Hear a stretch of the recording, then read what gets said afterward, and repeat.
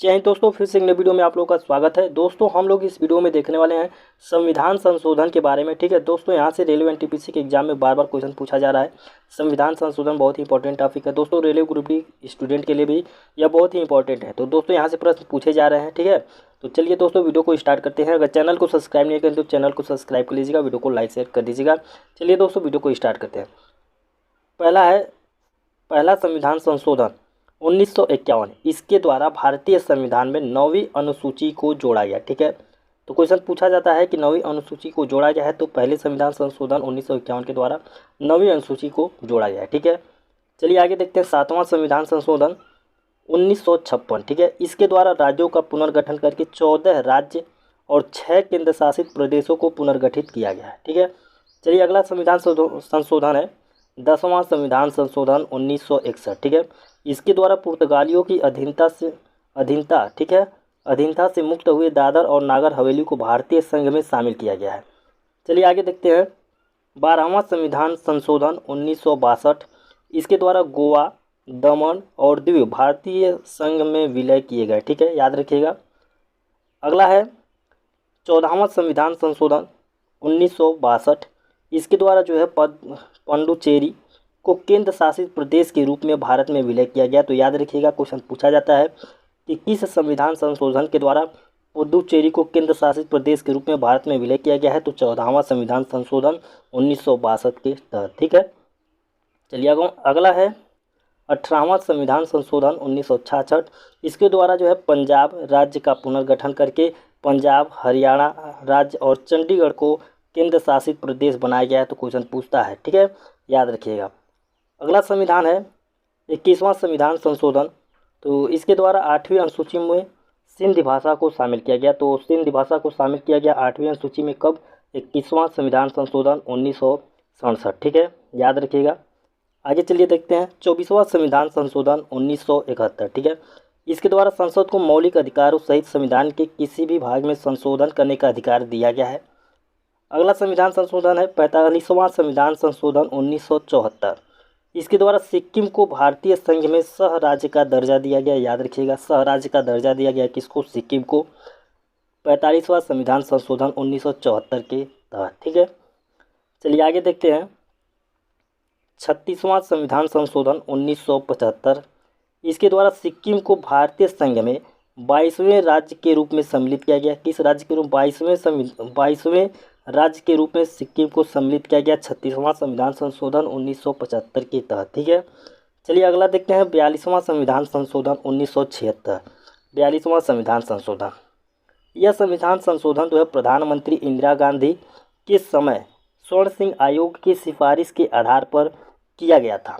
यह अभी तक का सबसे बड़ा संविधान संशोधन है। तो याद रखिएगा, क्वेश्चन पूछा जाता है कि अभी तक का सबसे बड़ा संविधान संशोधन है। तो 42वां संविधान संशोधन 1976 है। ठीक है, ये पॉइंट याद रखिएगा। और इस संविधान संशोधन, ठीक है, इस संविधान संशोधन को लघु संविधान की संज्ञा दी जाती है। किस संविधान की? लघु संविधान की संज्ञा दी जाती है। इस संविधान संशोधन में 59 प्रावधान थे। ठीक है, चलिए आगे देखते हैं। 44वां संविधान संशोधन 1978, संपत्ति के अधिकार को मौलिक अधिकार से हटाकर कानूनी अधिकार बना दिया गया। दोस्तों अभी हाल ही में ये 13 जून जो एनटीपीसी फर्स्ट शिफ्ट का एग्जाम हुआ था, उसमें पूछा गया था कि संपत्ति के अधिकार को मौलिक अधिकार से हटाकर कानूनी अधिकार बना दिया गया किस संविधान के तहत? तो ये 44वां संविधान संशोधन के में जो है सम्मिलित है। ठीक है, संपत्ति के अधिकार को मौलिक अधिकार से हटा दिया गया था। ठीक है, तो ये पॉइंट याद रखिएगा, यहाँ से एनटीपीसी में एग्जाम में पूछा गया था। ठीक है, आगे चलिए देखते हैं।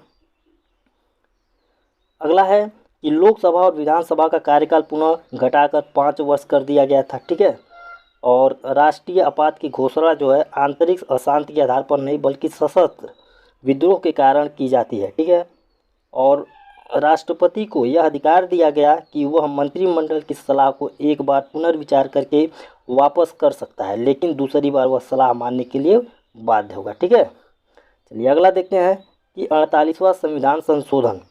48वां संविधान संशोधन, तो संविधान के अनुच्छेद 56(5) में परिवर्तन करके यह व्यवस्था की गई कि पंजाब में राष्ट्रपति शासन की अवधि को 2 वर्ष तक बढ़ाया जा सकता है। ठीक है, दो वर्ष तक बढ़ाया जा सकता है 48वां संविधान संशोधन 1984 के तहत। चलिए आगे देखते हैं 52वां संविधान संशोधन 1985।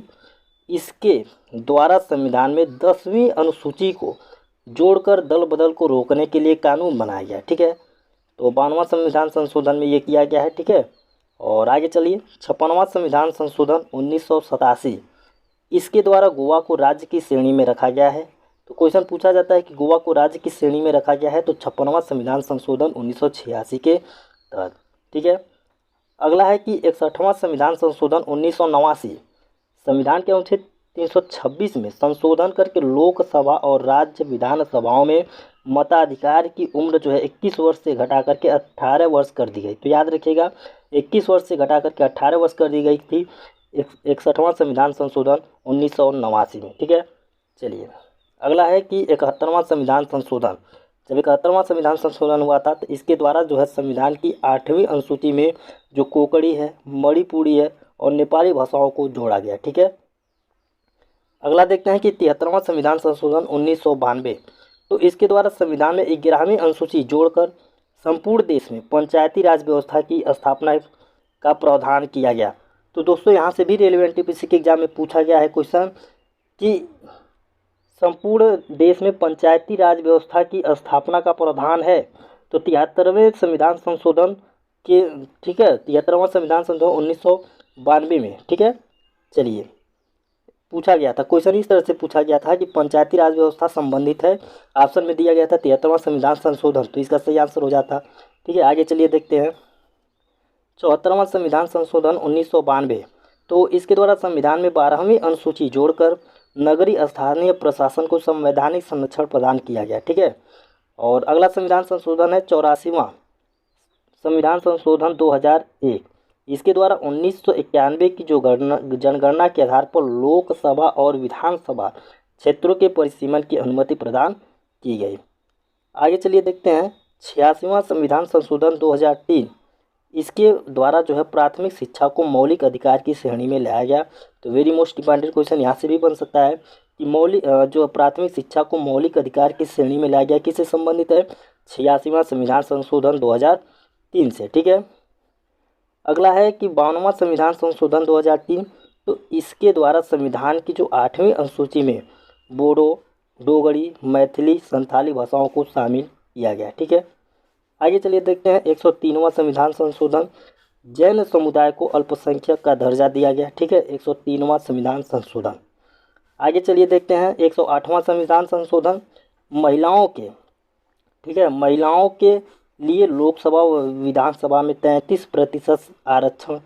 ठीक है, और 109वां संविधान संशोधन है पंचायती राज्य में महिला आरक्षण जो है 33% से लेकर के 50% तक का। आगे चलिए देखते हैं 110वां संविधान संशोधन। तो स्थानीय निकाय में महिला आरक्षण 33 से लेकर के 50%।